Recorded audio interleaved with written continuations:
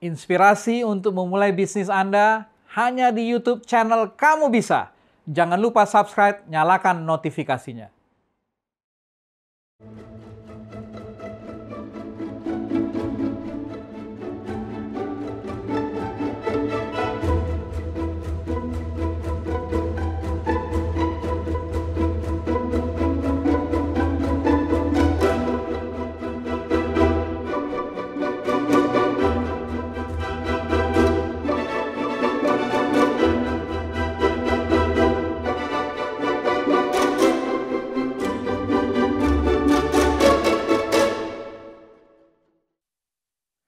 Selamat malam, kembali lagi bersama kami dalam program Kamu Bisa, karya mulia bisnis luar biasa, kerjasama Hope Channel Indonesia dan Perkumpulan Awam Profesional ASI, sebuah perkumpulan profesional dan pebisnis awan Advent. Adapun topik kita pada malam ini, kita akan berbicara, berdiskusi terkait dengan peluang usaha budidaya buah naga. Buah naga atau dikenal juga dragon fruit atau dalam bahasa Thailand dikenal sebagai Kieu Mang Kion dan dalam bahasa Vietnam Tang Loi. Ya, jadi kenapa saya sebutkan bahasa Thailand dan Vietnam? Buah naga ini berasal dari Amerika Latin dan pertama kali dikembangbiakan di Indochina, di Asia, baru kemudian masuk ke Indonesia. Narasumber praktisi kita pada malam ini adalah Ibu Sri Hardianti Sutarjo. Beliau adalah seorang praktisi budidaya buah naga dari Bolang Mongondo, Provinsi Sulawesi Utara. Kita sapa Bu Yanti. Selamat malam Bu Yanti. Selamat malam Pak Guntur dan selamat malam pemirsa dari Hope Channel. Baik, terima kasih Bu Yanti. Beliau ini sudah menjadi narasumber kita untuk beberapa kali Bu Yanti ya. Terima kasih, tetap semangat untuk mendukung acara ini. Kemudian narasumber ahli kita ada 3 orang. Yang pertama adalah Insinyur John Lee Woran MP. Beliau adalah praktisi atau ahli kewirausahaan dari Universitas Papua di Manokwari. Selamat malam Pak John Lee. Selamat malam Pak Guntur. Selamat malam teman-teman narasumber. Selamat malam pemirsa yang di rumah. Baik, terima kasih Pak John Lee ya. Sudah jam 9 malam di Manokwari. Baik, narasumber ahli kita yang kedua, Dr. Insinyur Johana Taribuka MP. Beliau adalah pakar proteksi tanaman dari Universitas Patimura di Ambon. Selamat malam Dr. Johana. Selamat malam Pak Siboro, selamat malam pemirsa. Baik, terima kasih Dr. Johana, boleh bergabung kembali. Kadang-kadang sinyal kurang baik, namun malam ini mudah-mudahan lebih lancar ya. Nggak hujan di sana Dr. Johana? Baru selesai aja Pak baru Siboro. Selesai. Mudah-mudahan lancar nanti. Baik, narasumber ahli kita yang ketiga adalah Profesor Insinyur Daniel Saputra, Master of Science Agriculture Engineering PhD. Beliau adalah pakar teknik pertanian dari Universitas Sriwijaya. Tadi sudah masuk, mungkin terputus sementara. Nanti kita akan sapa kembali Profesor Prof. Daniel Saputra. Baik, kita akan lihat profil narasumber kita pada malam ini, Ibu Sri Hardianti Sutarjo. Nama lengkap saya Sri Hardianti Sutarjo. Dari namanya mungkin ketahuan ya, saya berasal dari Jawa. Saya lahir di Bandung, tetapi bapak saya dari Jawa Timur.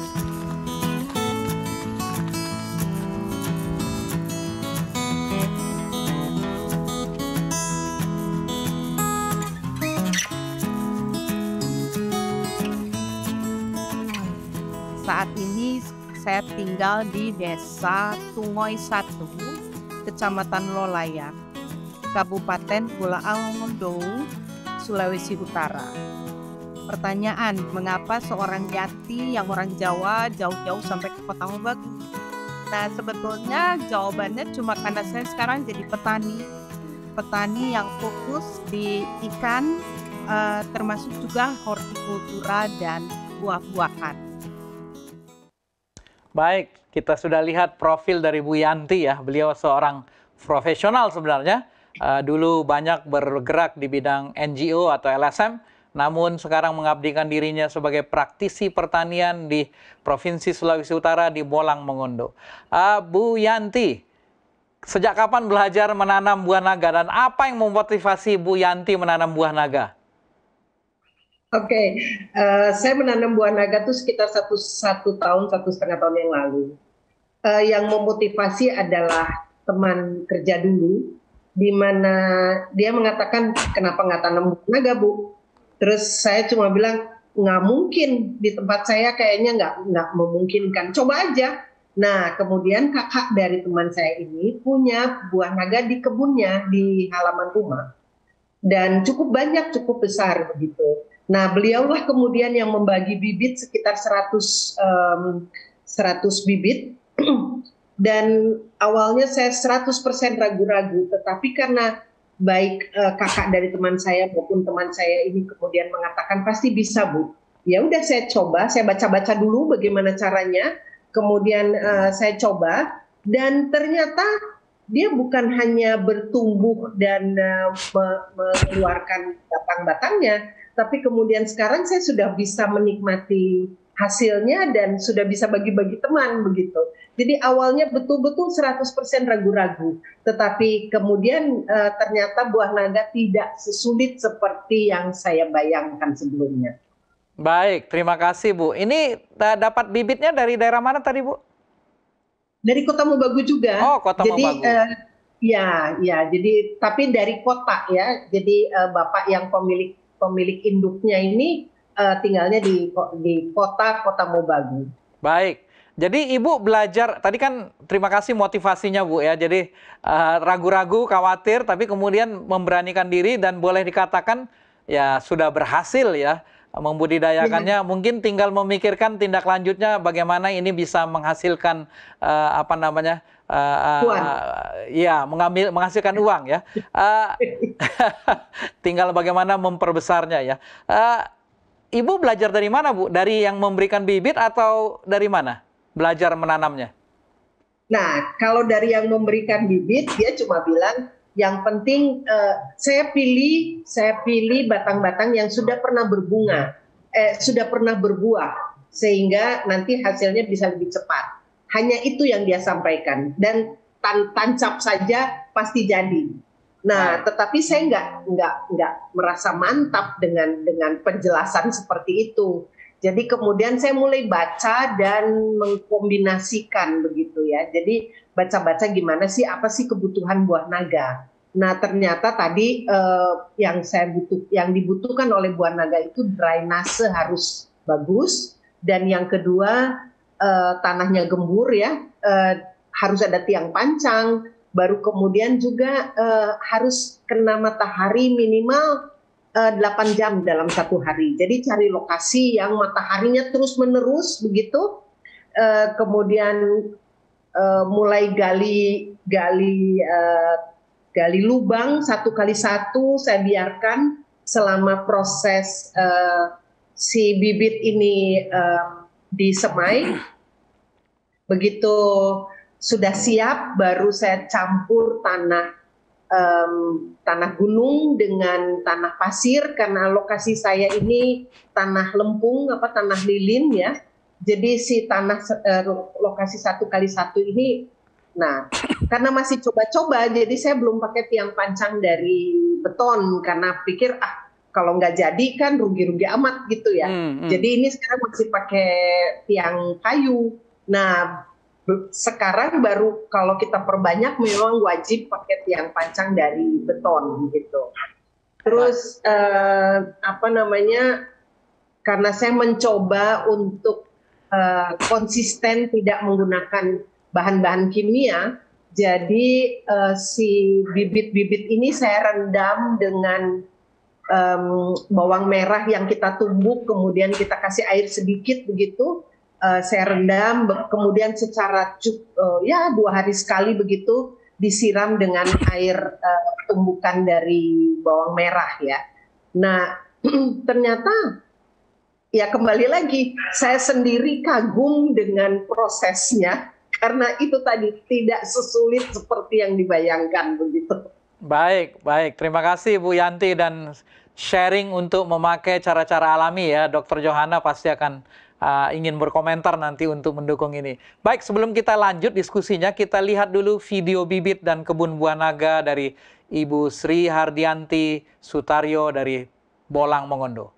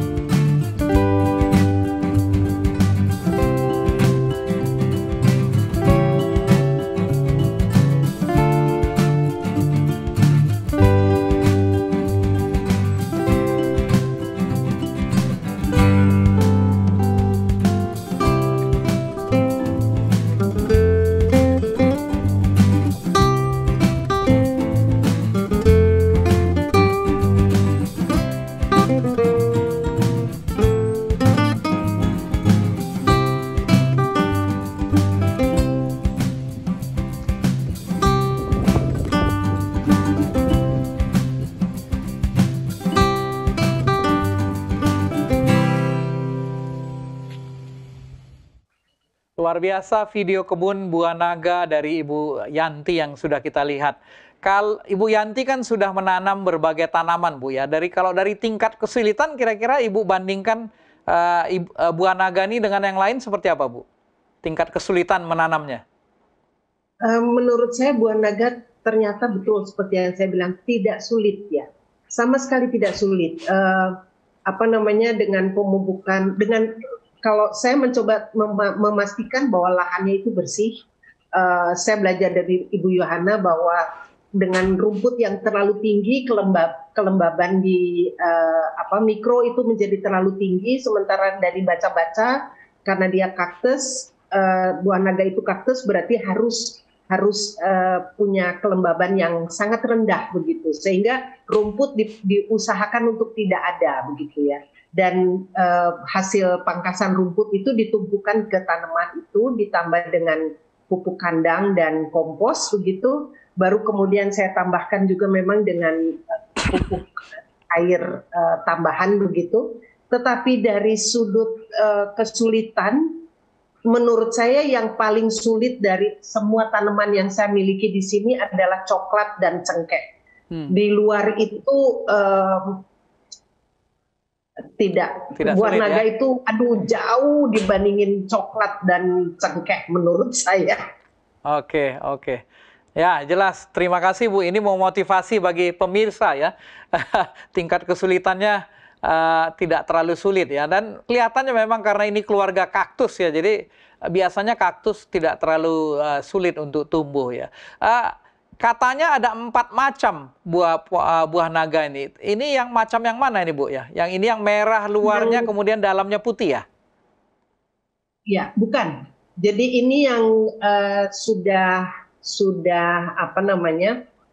berbuah sekarang ini adalah luarnya merah, dalamnya merah ungu.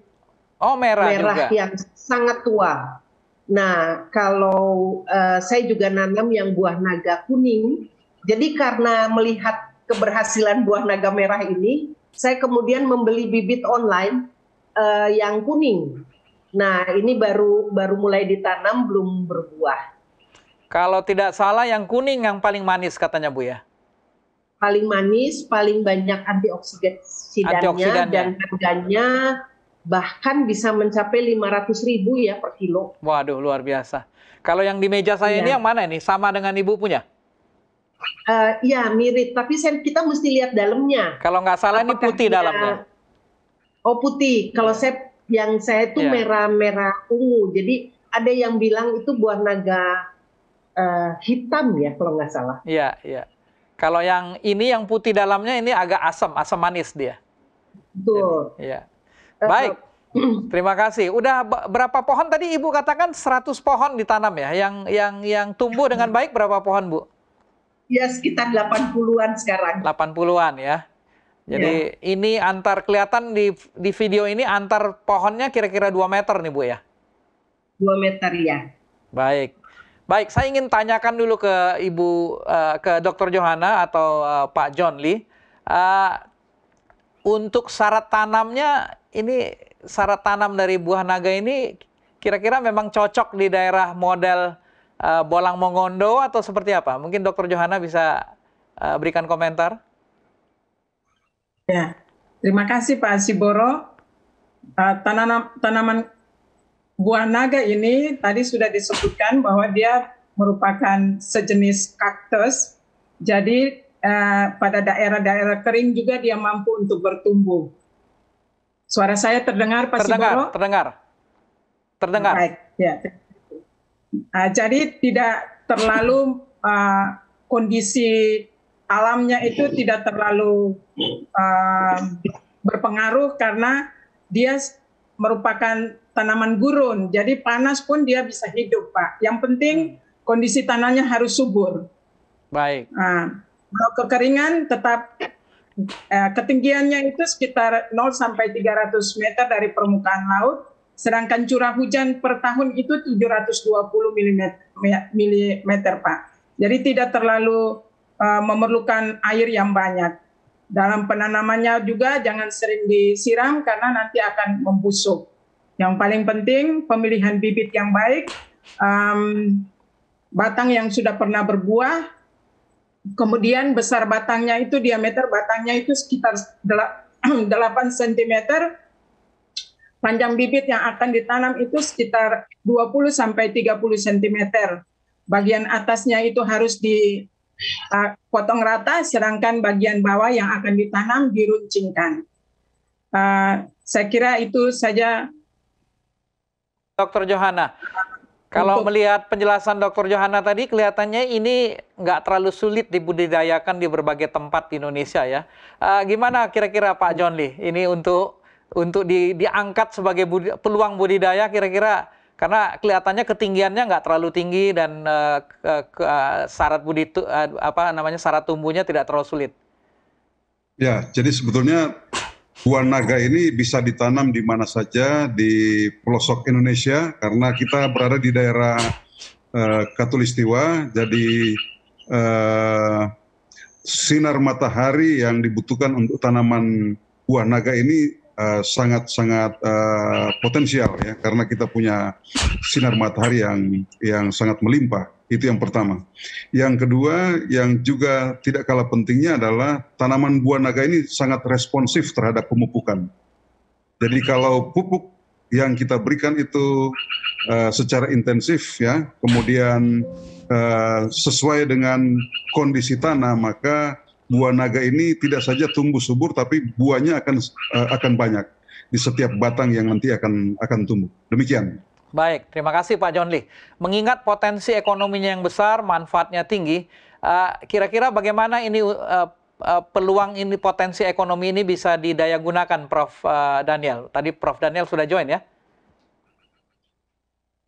Terutama pos panen untuk distribusi ya, bagaimana kira-kira, Prof?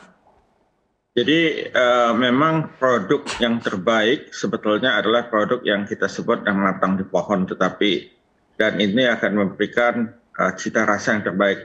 Tapi di dalam perdagangan, khususnya pasar yang jauh dari tempat produksi, maka kita tidak bisa memanen yang namanya matang di pohon. Yang bisa kita lakukan adalah memanen tua ya, tua. Jadi tua kita panen, kemudian mesti dikemas sedemikian rupa. Yang paling mudah adalah dibungkus dengan kertas ya, atau kalau yang paling mudah ya pakai kertas ya, dibungkus kertas supaya dia menyerap uap air yang dihasilkan dari hasil respirasi. Karena kalau banyak air nantinya mikroorganisme mudah tumbuh. Tentu ada cara-cara lain yang lebih baik ya, tetapi ini relatif sulit kalau untuk skala kecil ya. Contohnya dengan pelapisan ya, pelapisan lilin atau pelapisan apa begitu ya, sehingga dia bisa kita tunda atau perlambat pernafasan atau respirasi yang dilakukan oleh buah tersebut ya, sehingga dia bisa tahan lebih lama. Tentu saja ya perlu optimasi antara harga yang diterima oleh konsumen, harga jual, cita rasa. Jadi kalau tadi dipanen lebih awal ya, lebih awal pada waktu 90% matang atau 85% supaya bisa dikirim untuk jarak jauh, maka tentu cita rasanya tidak sebaik yang matang di pohon. Tapi kalau kita matang dia 100%, mungkin 1-2 hari dia sudah rusak gitu ya. Nah, jadi itu yang perlu diperhatikan dalam perdagangan buah dan sayuran sebetulnya ya. Dan ini sudah termasuk juga tentu termasuk kepada buah naga yang mesti kita antisipasi seperti itu. Ya. Baik. Jadi itu. Baik, Prof. Daniel, ini nilai ekonomis dari budidaya ini panjang ya, cukup panjang, Prof. ya? Oh iya, jadi buah naga bisa menghasilkan, sebetulnya dia bisa terus berbuah ya. Nggak ada, karena dia kan tanaman gurun yang selalu hidup, bercabang, bertambah terus.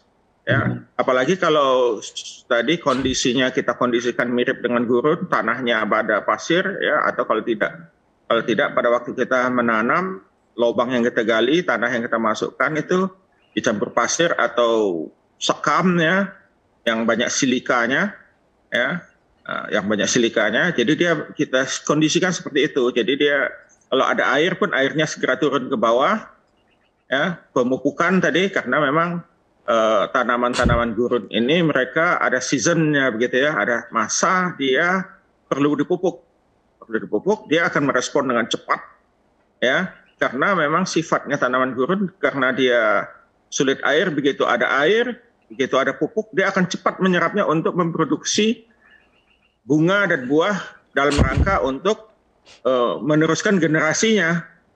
Ya, nah sifat-sifat seperti itu yang mesti kita perhatikan di dalam menanam buah naga ataupun tanaman lainnya. Ya, tentu kalau untuk berbuah dia perlu PK ya. Kalau waktu tadi baru ditanam dia perlu N supaya cepat tumbuh besar. Kalau sudah mulai kita harapkan dia musim bunga atau apa, P dan K jangan dilupakan, karena kalau tanpa P dan K ya agak sulit ya, bukan tidak dapat ya, agak sulit dia akan berbuah. Tentu tadi pupuk kalau mau menggunakan pupuk alami, tentu pupuk alami yang juga tinggi PK-nya ya. Sisa-sisa tanaman, daun-daunan apa itu ya, itu tinggi PK ya. Sehingga dia lebih cepat berbuah. Atau kalau dia sudah berbuah, dia akan berbuah terus begitu. Jadi ini bisa kita rangsang sebetulnya, atau kita atur masa berbuahnya. Jadi kita beri masa sulit air, ya. Kemudian misalnya kalau musim panas dia sulit air, dia akan kering. Kemudian kita rangsang dia dengan beri air, ya, dengan pupuk, dia akan cepat segera untuk menyerap itu untuk segera berbunga untuk meneruskan keturunannya. Baik, terima kasih Prof.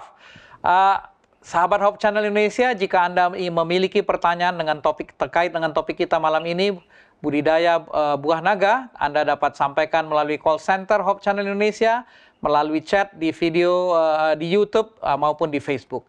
Baiklah, seperti biasa, saat ini kita akan menyaksikan tayangan video interview atau games UIKB. Uji ilmu kamu bisa terkait buah naga. Selamat menyaksikan. Tolip, asal asli Jakarta. Namanya ABD Halim. Nandes, asalnya di Jakarta. Nama Swagi, saya berasal dari Blora, Jawa Tengah.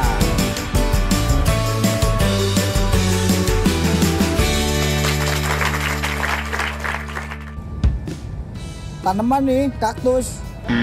Kaktus. Gambar pohon kaktus. Ya.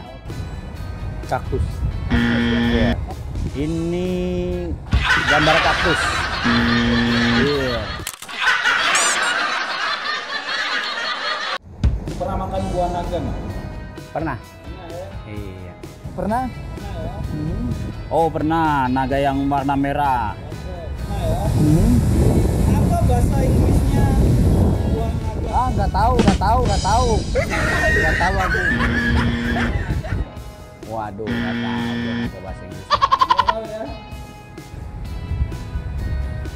Dragon fruit. Dragon fruit. Oke. Buah naga. 2,000 years later. Kurang apa bahasa Inggris? Iya. Buah naga berasal dari Amerika Tengah. Setuju atau tidak setuju?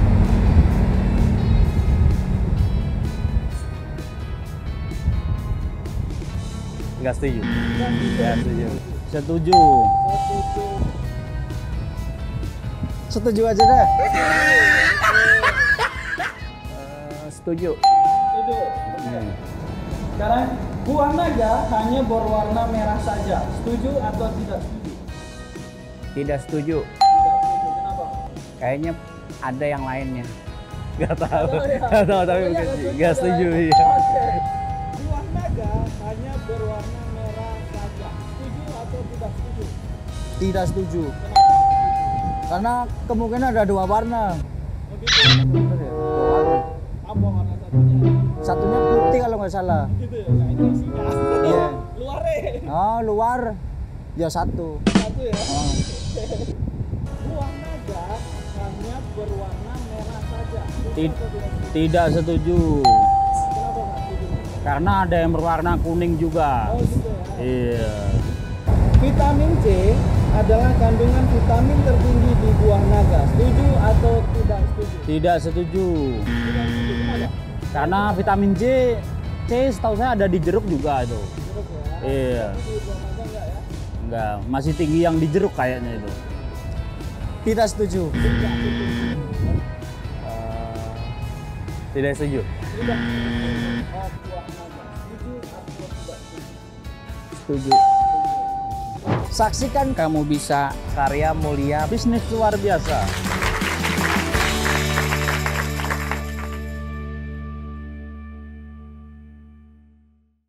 Baik, demikian video uji ilmu kamu bisa ya. Ternyata tidak semua orang mengenal buah naga. Baik, kita sudah ada memiliki pertanyaan dari pemirsa kita dari Relay Silalahi. Ya. Pertanyaannya adalah, apakah pohon buah naga merah berbeda dengan pohon buah naga putih atau buah naga yang lain mungkin ya? Mungkin Bu Yanti bisa jawab, pohonnya berbeda nggak antara buah naga merah dengan yang kuning atau putih? Kalau yang saya lihat sih sama aja ya, nggak berbeda pohonnya. Jadi saya sendiri belum bisa membedakan. Baik. Mungkin karena saya belum banyak memiliki pengalaman berhubungan dengan buah naga ya. Jadi model kaktusnya hampir sama ya dengan yang kuning yang Ibu Betul. sudah tanam. Baik. Jadi Betul. tidak ada bedanya. Betul. Hanya yang kuning itu durinya lebih banyak. Oh, durinya lebih banyak. Yang kuning Ya. sudah berbuah, Bu? Belum berbuah. Belum ya, baru ditanam. Baik. Tadi Prof. Daniel sudah terangkan sedikit mengenai pupuk. Ini Ibu kasih pupuk apa ya untuk buah naga Ibu ini? Ya, kembali lagi saya masih tetap mencoba untuk tetap bertahan dengan memanfaatkan semua limbah yang ada di kebun ini. Jadi kalau kita pangkas rumput, rumputnya itu kemudian kita kumpulkan, kita kasih EM4 dan kasih pupuk kandang. Kemudian kita tutup terpal begitu, kita biarkan selama 3 bulanan lah begitu. Nah itu yang kita pakai. Atau kemudian ada bongkol-bongkol jagung, karena saya juga di sini menghasilkan jagung. Nah bongkol jagung itu yang kemudian dicacah dan kemudian kita jadikan kompos juga. Jadi saya mencoba untuk bertahan dengan menggunakan 100% apa yang menjadi limbah dari kebun kita ini. Baik. Hanya itu pupuk yang saya pakai. Baik, jadi alami Bu ya? Tidak ada. Ya. Ya, tidak ada tambahan NPK atau? Tidak ada. Tidak ada ya. Kalau Ibu bandingkan dengan buah naga di tempat Ibu sebelumnya mendapatkan bibit ini, buah yang dihasilkan di tempat Ibu lebih besar atau lebih kecil atau seperti apa? Belum, masih lebih kecil. Jadi ukurannya ini buah naga kita kecil. Saya sih mungkin tadi mendengar penjelasan dari Prof. Daniel dan Pak Insinyur John Lee bahwa mereka buah ini sangat responsif terhadap pupuk. Saya lagi berpikir bagaimana cara menambah P dan K ini melalui apa yang ada ya. Apakah mungkin mengolah limbah dengan cara yang lebih profesional. Jadi misalnya menambahkan ikan mati atau apa. Saya masih lagi berpikir gimana caranya supaya bisa menambahkan P dan K supaya jumlah buahnya pun lebih banyak dan ukurannya pun bisa lebih besar. Tetapi kembali lagi saya ini masih betul-betul dalam proses belajar dan bagaimana meningkatkan hasil gitu. Baik, mungkin boleh kita tanya kepada narasumber ahli kita, Prof. Daniel atau Bu Dr. Johana. Ada masukan terkait dengan menambahkan P dan K tapi tetap maunya alami ya? Iya. Mungkin silakan Dr. Johana mungkin. Ya, terima kasih Pak Siboro. Memang kalau kita lihat dari pemanfaatan limbah di seputaran kebunnya Bu Yanti itu sudah memang maksimal dan baik sekali. Jangan kita menggunakan dulu dengan pupuk-pupuk sintetik. Sebaiknya cari jalan keluar untuk penambahan nutrisi dari tanaman itu secara alami. Pupuk kandang itu perlu digalakan sehingga meminimalisir penggunaan pupuk-pupuk sintetik yang dapat merusak lingkungan pertanaman kita. Sebaiknya begitu Bu Yanti. Karena kalau kita terlalu menggunakan banyak pupuk-pupuk sintetik, kemudian pestisida sintetik, maka lingkungan kita akan rusak. Demikian Pak Siboro. Baik, baik.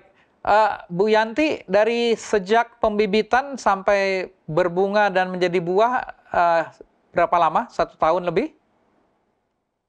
1 tahun lebih ya. 1 tahun lebih. 1 tahun lebih ya. Padahal kalau saya baca-baca itu bisa 11 bulan ya.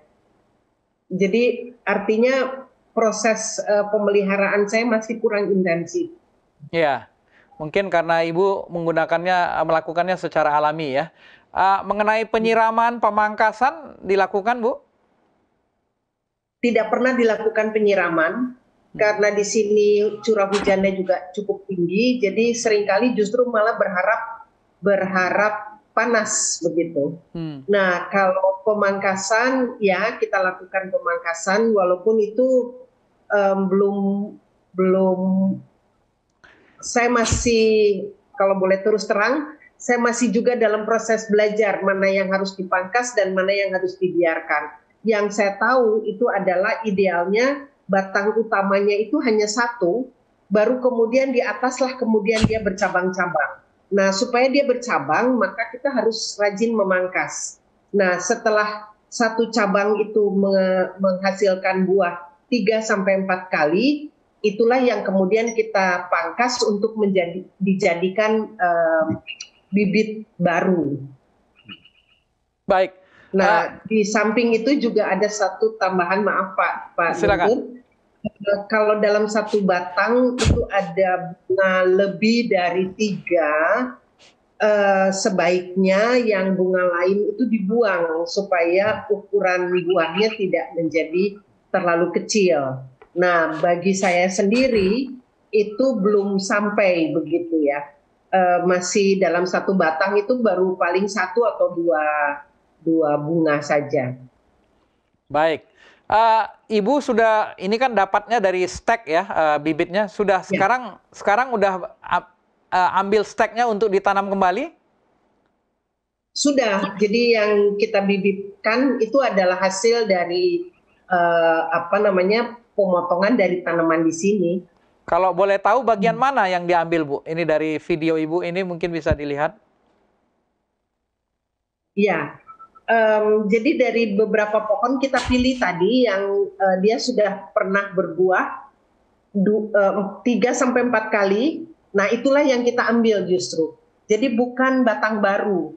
Nah, kalau tadi kelihatan di video itu ada batang-batang baru, itu sebetulnya karena karyawan saya di sini ceritanya mau membantu, tetapi karena tidak membaca, jadi dia masih pakai prinsip mengambil stek dari metode tanaman lain, begitu, di mana bibit yang atau tunas muda diharapkan lebih subur begitu. Tetapi ya itulah bagian dari punya karyawan.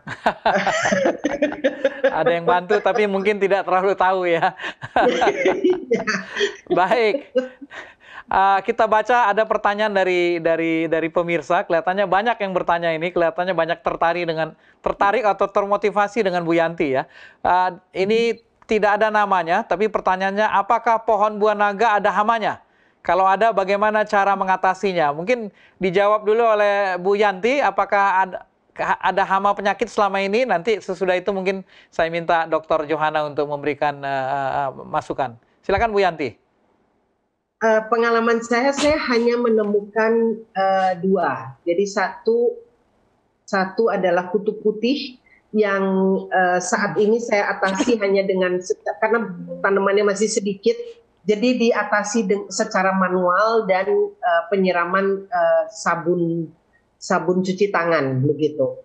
Nah, tetapi yang kedua adalah buah itu tadi kalau di video sempat kelihatan, buah itu busuk. Dia baru bertumbuh kecil saja kemudian dia membusuk. Nah, saya sendiri tidak tahu penyebabnya apa. Mungkin saya berharap Dr. Johana bisa membantu ya. Kenapa dia ada buah yang kemudian menguning begitu dan membusuk. Nah, hanya dua itu yang saya alami atau ya saya temukan sampai hari ini. Baik, silakan Dr. Johana, mungkin ada masukan, tanggapan? Terima kasih Pak Siboro. Memang Bu Yanti ada beberapa jenis penyakit dan juga hama. Kalau Ibu temukan dua, puji Tuhan. Tapi biasanya itu ada 5 jenis hama yang biasanya menyerang tanaman buah naga. Antara lain itu salah satu yang tadi Ibu sudah katakan, kutu putih.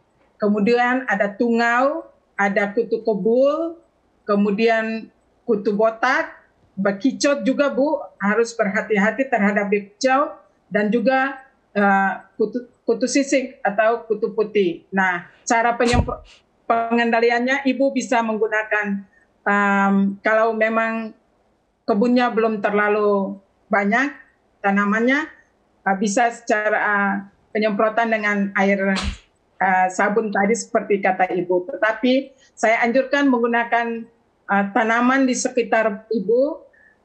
Ada pohon mimba Bu, itu sangat bermanfaat sekali untuk mencegah kutu putih ataupun bekicot, kemudian tungau. Nah, itu bisa digunakan dengan penyemprotan dengan menggunakan daun tanaman mimba Bu. Nah, juga bisa juga dengan, kalau belum terlalu banyak, bisa juga dengan rendaman bawang putih ataupun serai banyak di sekitar kita yang bisa digunakan sebagai pestisida nabati, Bu. Kemudian kalau penyakit itu ada beberapa yang tadi salah satu yang dikatakan Ibu itu adalah penyakit yang disebabkan oleh sejenis jamur, Bu. Biasanya dia menyerang buah, warnanya coklat kehitaman, dan itu lama-kelamaan tidak membentuk buah tetapi gugur. Nah, kalau saya sarankan untuk beberapa penyakit dari serangan buah pada tanaman pohon buah naga ini harus dimusnahkan, Bu. Kita potong langsung dipendam di dalam tanah. Kemudian bagian lubang yang kita pendam itu jangan kita gunakan, Bu. Jangan gunakan untuk ditanam. Dipikir itu sebagai pupuk nabati untuk kesuburan tanah, tetapi itu sudah ada inokulum di dalam tanah yang bisa berkembang nanti menyebabkan baik. Salah satu penyakit juga adalah busuk bakteri, Bu. Baik. Terima kasih, Dr. Johanna. Selain itu, baik. Ada untuk mencegah penyakit fusarium itu jangan ada genangan air, Bu. Jangan terlalu banyak genangan air. Juga bakteri itu jangan terlalu banyak genangan air di seputaran tanaman buah naga. Terima kasih, Pak Siti. Baik, terima kasih Dr. Johanna. Masih ada 2 pertanyaan lagi. Jadi kelihatannya banyak pemirsa yang bertanya di Bu Yanti, termotivasi. Dari Relay Silalahi, apakah Ibu Yanti tidak memasarkan buah naga kuning ke kota lain seperti Makassar? Ibu Relay ini berada di Makassar ya. Karena kami jarang melihat naga kuning. Naga putih juga jarang, hanya kebanyakan merah. Ini potensi usaha nih, Bu. Gimana? Iya, ada komentar sekali. Bu Yanti? Iya, betul sekali. Terima kasih untuk Ibu yang dari Makassar ini, Ibu Relay. Saya masih masuk dalam rencana dan jika Tuhan mengizinkan tahun depan kita bisa menghasilkan buah naga yang kuning karena ini baru ditanam ya. Baik. Jadi kita berharap 11 bulan yang akan datang buah naga kuning sudah ada dan kalau jumlahnya memungkinkan dan pasar lokal itu sudah terpenuhi tentunya akan kita kirim ke Makassar. Baik, luar biasa. Kalau boleh hitung-hitungan sedikit, Ibu memang baru berbuah dan mungkin belum terlalu mengusahakan. Tapi kalau dihitung-hitung sedikit, Bu, kira-kira margin berapa ini untuk budidaya buah naga ini? Dengan cost dan kira-kira harga pasar yang ada. Kalau di Kota Mobagu, buah naga merah ini harganya 25.000 per kilo, 20 sampai 25.000 per kilo kalau kita jual ecer. Tetapi kalau kita jual ke pedagang perantara, maka itu mereka ambilnya antara 12 sampai 17.000 per kilo. Nah, dari 100 pohon itu kita sebetulnya bisa kalau dia produksinya bagus dari yang saya baca ya itu bisa mencapai 200 kilo per 100 pohon. Jadi kira-kira kita bisa mendapatkan sekitar 5 jutaan lah. Nah dalam 1 tahun dia bisa berbuah itu sampai 2 sampai 3 kali. Kalau kita pakai lampu dia bisa sehingga 24 jam itu ada sinar. Maka dia bisa berbuah sampai 4 kali per tahun. Nah, dan kalau soal biaya pemeliharaan, selama kita punya kebun dan kita mengolah atau memanfaatkan limbah dari kebun kita, maka biaya pupuk itu sangat minimal. Yang biaya besar hanya pegawai. Dan kalau pengalaman di sini dengan 100 pohon itu ya hitungannya pegawai dalam 1 bulan itu mungkin cuma 1/4 orang begitu ya, tidak sampai 1 orang ya. Tetapi kalau kita mau punya margin yang lumayan, tentunya kalau cuma 5 juta kan ya kalau mungkin buat beberapa orang mungkin merasa 5 juta kalau kita punya 100 pohon, oke juga kita punya tambahan dalam 1 tahun berarti 15 juta begitu. Tetapi kalau kita mau bikin usaha yang lebih baik, tentunya kan kita minimal punya 1.000 pohon lah begitu ya. Baik. Sehingga cukup potensial lah. Menguntungkan begitu. Ya. Mungkin ada tambahan sedikit dari Pak John Lee mengenai kalau mau berusaha ini, apalagi yang perlu diperhatikan karena kelihatannya cost-nya nggak terlalu tinggi ya. Ya, sebetulnya yang menjadi modal awal yang agak besar itu adalah pembuatan tiang. Jadi tiang ini tidak boleh menggunakan kayu saja karena pasti akan patah ya. Tapi harus memang menggunakan beton yang kalau perlu ya beton tulang besi untuk menopang buah yang nanti akan tumbuh pada tanaman. Jadi biaya paling besar pada tiang. Kemudian biaya tenaga kerja saya kira juga tidak terlalu besar ya. Sangat ditentukan pada luas lahan dan jumlah pohon yang ditanam. Kemudian tenaga kerja yang disewa itu kan hanya untuk pemangkasan, kemudian pemanenan. Sedangkan kalau sudah mau dipasarkan, saya kira Ibu Sri ini tinggal membangun jejaring ya untuk bisa memasarkan kemana saja. Tadi dalam pertanyaan dari seorang yang dari Makassar, sebetulnya ini mengindikasikan bahwa sebetulnya masyarakat di Indonesia ini sangat membutuhkan buah naga di mana saja. Artinya tingkat kesukaan atau preferensi konsumen itu sangat tinggi. Tapi kadang-kadang supply-nya tidak tersedia terus-menerus. Ini yang penting. Kemudian yang kedua, kalau kita perhatikan juga buah naga yang Ibu Yanti sedang kembangkan ini memang belum optimal produksinya karena baru awal. Kemudian teknologi budidaya harus memang ditingkatkan, ya. Jadi memilih bibit yang bagus, kemudian penanganan pemeliharaan secara intensif, ya. Seperti yang Ibu Yohana sudah sampaikan tadi, memang itu harus diperhatikan. Terutama yang barangkali perlu dilihat adalah pemupukan yang terus-menerus, ya, tetapi tidak akan mengalami kejenuhan. Ya. Jadi saya memiliki beberapa pengalaman untuk tanaman-tanaman buah-buahan. Jadi sebetulnya kalau mau dengan pupuk-pupuk biologi, kita bisa buat misalnya pupuk kompos selain pupuk kandang. Kemudian kita mengambil sekam kayu, sekam padi, ya. Kemudian kita matangkan dia, kemudian secara berkala kita ganti, ya, bagian tumbuh dari tanaman yang sudah digali, kemudian kita secara berkala menggantinya sehingga tanaman itu terus akan terisi dengan nutrisi yang baru sehingga merangsang pohon ini akan berbuah lebih banyak dan lebih besar, ya, ukurannya. Baik. Kemudian yang berikut yang tidak kalah pentingnya juga adalah buah ini kan sebetulnya sama dengan buah-buah pohon yang lain.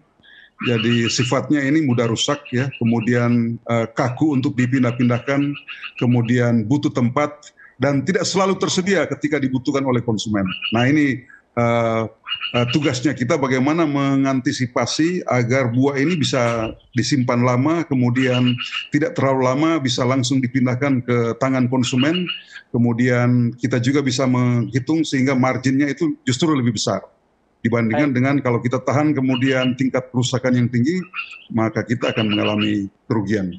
Barangkali demikian. Dan yang terakhir adalah saya kira bagi pemirsa ini sebuah peluang usaha yang perlu dicoba, ya, perlu dicoba. Ibu Yanti sudah merintis, jadi pemirsa tinggal mencoba, tinggal mereplikasi, dan kalau tersedia lahan ya tidak usah menunda, ya. Ini sangat luar biasa potensinya. Terima kasih. Baik, terima kasih Pak John Lee sudah memberikan gong. Ada satu pertanyaan lagi, waktu kita agak pendek, mungkin bisa dijawab singkat dari tidak ada namanya. Kapan buah naga ini bisa dipanen, Bu? Dan apakah bisa dipercepat masa panennya? Mungkin ke Bu Yanti ini. Ya, yang pertama dari segi habis tanam, setelah kita tanam bibit, maka 11 bulan idealnya itu bisa mulai berbuah. Dan tadi kalau memang pemupukannya bagus, kita bisa berharap panen itu bisa kita lakukan dalam 1 tahun itu 2 kali sampai 3 kali.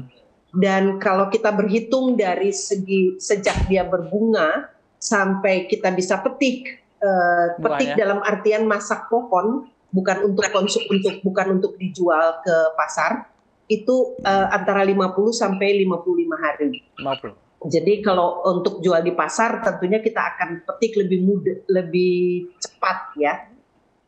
Begitu yang gambarannya. Terima kasih Bu Yanti. Sebelum kita lanjut lagi, mari kita saksikan tayangan Tahukah Anda berikut ini.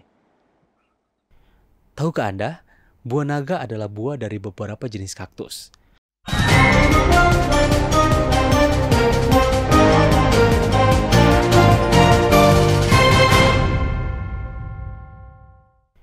Tahukah Anda, buah naga adalah buah dari beberapa jenis kaktus. Buah ini berasal dari Meksiko, Amerika Tengah, dan Amerika Selatan. Namun, sekarang juga dibudidayakan di negara-negara Asia seperti Taiwan, Vietnam, Filipina, Indonesia, dan Malaysia. Buah ini juga dapat ditemui di Okinawa, Israel, Australia Utara, dan Tiongkok Selatan. Pada tahun 1870, tanaman ini dibawa oleh orang Prancis dari Guyana ke Vietnam sebagai tanaman hias. Oleh orang Vietnam dan orang Cina, buahnya dianggap membawa berkah. Oleh sebab itu, buah ini selalu diletakkan di antara 2 ekor patung naga berwarna hijau di atas meja altar. Warna merah buah terlihat mencolok di antara warna naga-naga yang hijau. Kebiasaan inilah yang membuat buah tersebut di kalangan orang Vietnam yang sangat terpengaruh oleh budaya Cina dikenal sebagai Tang Loi atau buah naga. Nah, istilah Tang Loi ini kemudian diterjemahkan di Eropa dan negara lain yang berbahasa Inggris sebagai dragon fruit atau memang buah naga. Morfologi tanaman buah naga terdiri dari akar, batang, duri, bunga, dan buah. Akar buah naga hanyalah akar serabut yang berkembang dalam tanah dan pada batang atas sebagai akar gantung.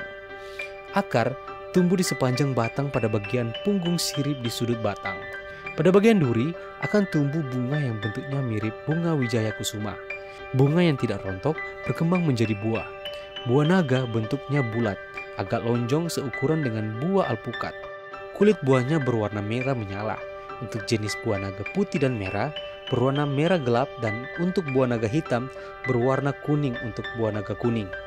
Di sekujur kulit dipenuhi dengan jumbal-jumbal yang dianalogikan dengan sisik naga. Oleh sebab itu, buah ini disebut buah naga. Pada umumnya, buah naga dibudidayakan dengan cara stek atau penyamaian biji. Tanaman akan tumbuh subur jika media tanam porus atau tidak becek, kaya akan unsur hara, berpasir, cukup sinar matahari, dan bersuhu antara 38 sampai dengan 40 derajat Celcius. Jika perawatan cukup baik, tanaman akan mulai berbuah pada umur 11 sampai dengan 17 bulan. Buah naga sangat adaptif, dibudidaya di berbagai daerah dengan ketinggian di 0 sampai dengan 1200 meter ADPL. Hal terpenting adalah mendapatkan sinar matahari yang cukup, merupakan syarat pertumbuhan buah naga merah. Itulah beberapa informasi untuk Anda. Semoga bermanfaat. Tetap saksikan terus tayangan Kamu Bisa, karya mulia, bisnis luar biasa, hanya di Hope Channel Indonesia.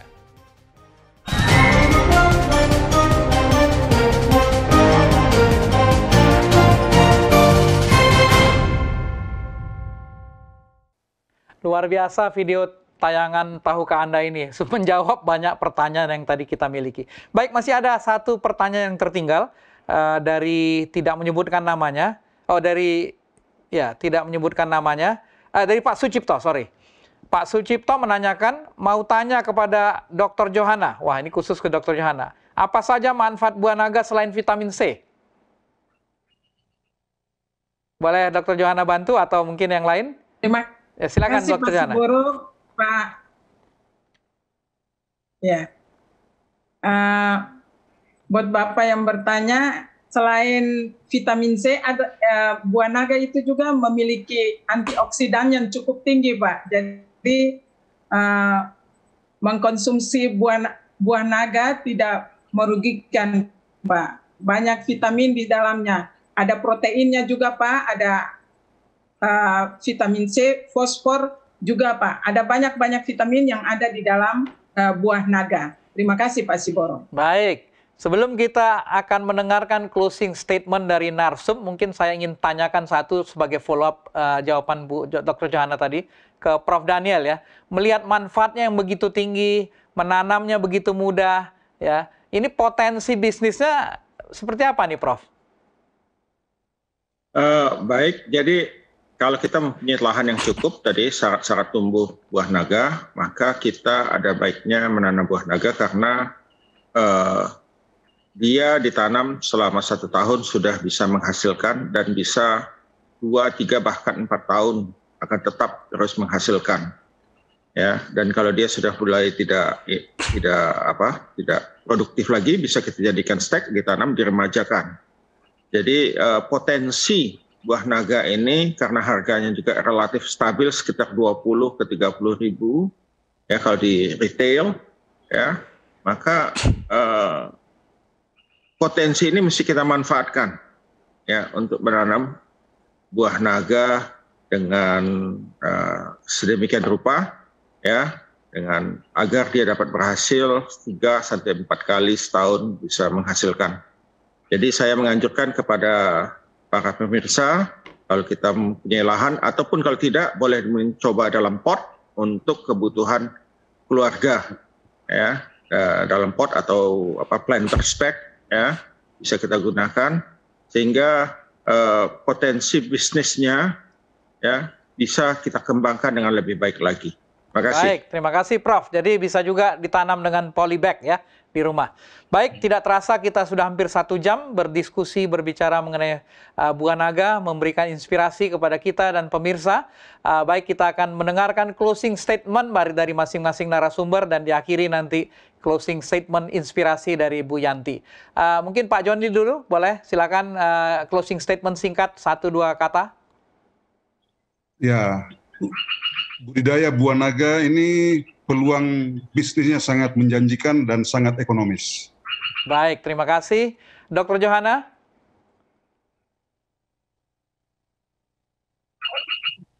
Baik, apakah tersambung Dr. Johana? Baik, kalau tidak tersambung, Prof. Daniel mungkin closing statement 1-2 kalimat. Mari bertanam buah naga untuk keluarga dan juga bagi pemirsa semua. Baik, terima kasih Dr. Johana. Prof. Daniel? Buah naga, buah yang bermanfaat bagi kesehatan, bisa kita tanam di rumah ataupun di tanah kalau kita mempunyai tanah yang luas untuk membantu ekonomi keluarga. Baik, terima kasih Prof. Sekarang dari narasumber praktisi kita Ibu Yanti, yang tadinya ragu-ragu tapi akhirnya bisa menanam buah naga. Silakan Bu Yanti. Ya, prinsipnya cuma satu sebetulnya. Jangan pernah takut untuk mencoba.